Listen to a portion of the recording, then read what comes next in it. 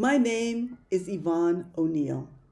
I speak as a woman of African descent, a native of the British Virgin Islands, one of the world's non-self-governed territories, a member of the NGO Committee on Financing for Development, and as a representative of Africa Development Interchange Network, an NGO committed to equitable development across the African continent and its diaspora.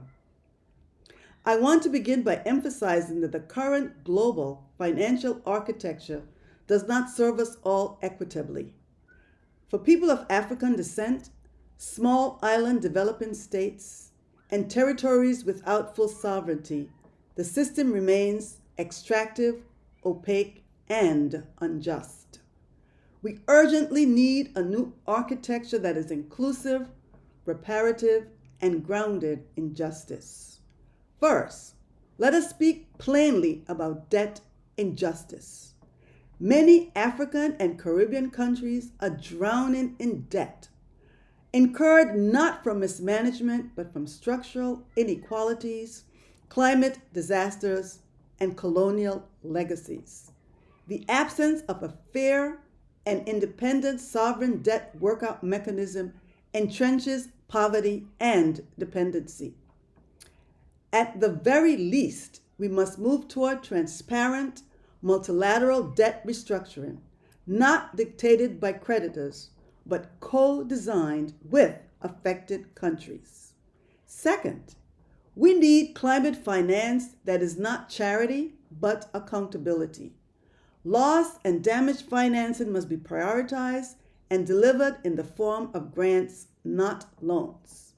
The fact that small islands, like my own, must navigate complex bureaucracies to access climate funds while facing existential threats from rising seas is unconscionable. Third, as a descendant of enslaved Africans, I must raise the call for reparative justice as addressed in April by the fourth session of the Permanent Forum on People of African Descent at UN headquarters in New York. Financing for development must address the wealth extracted from Africa and the Caribbean over centuries. Special drawing rights must be rechanneled and a portion earmarked for communities still reeling from the intergenerational impacts of slavery, colonialism, and racial capitalism.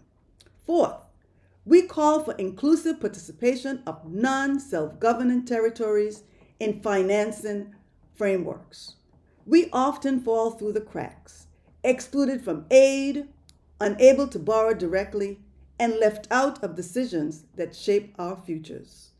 Lastly, I urge us to move forward on tax justice, trade fairness, and investment in local systems. Illicit financial flows rob our nations of billions. Credit rating agencies penalize us unfairly, and trade rules restrict our policy space to grow on our own terms. We do not ask for favors. We ask for a system that stops working against us. Let FFD4 be remembered as the moment the world chose justice over inertia. Thank you.